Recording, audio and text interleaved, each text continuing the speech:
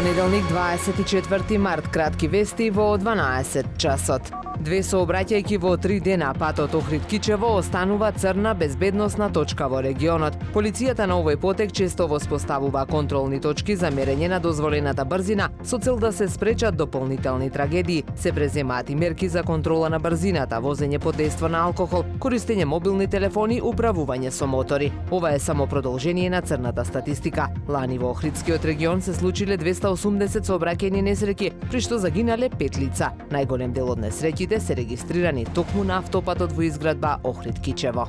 Државниот инспекторат за транспорт откри неправилности кај 21 правно лице при вршење на превоз на патници и стоки за што биле изречени и казни. Меѓу нив има и 2 компании од Охрид. Согласно донесениот акционен план за инспекциски надзори, од денеска има секојдневни интензивни инспекциски контроли над превоз на патници и стока, проверка на документи, лиценци, дозволи, тахографи, надзор на безбедноста во сообраќајот и спречување на нелегален превоз. Драматична е состојбата со хранителот со вода на Охридското езеро, Преспанското езеро. На брегот водата наместа е повлечена стотици метри во должина. Езерото е плитко, а делови од кребрежјето се претворени во калливи мочуришта обраснати со вегетација. Плажите се обраснати со трска и трева, водата е со тиња, на брегот има изумрени школки, а влезот во езерото секоја година е се подалеку. Во спас на Преспанското езеро лани се вклучија и Европската унија и UNDP, кои со 14 милиони евра ќе помогнат во финансирање на проекти за развој на одржливо земјоделие и туризам. Сепак успехот ќе зависи од блиското партнерство меѓу властите, граѓанското општество, бизнисот и решителната политичка посветеност од трите земји во регионот.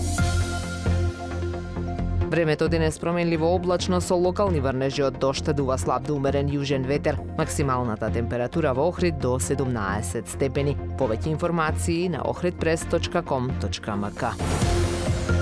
Уредник и водител на вестите Даниела Спасик. Технички реализатор Реджеп Селман.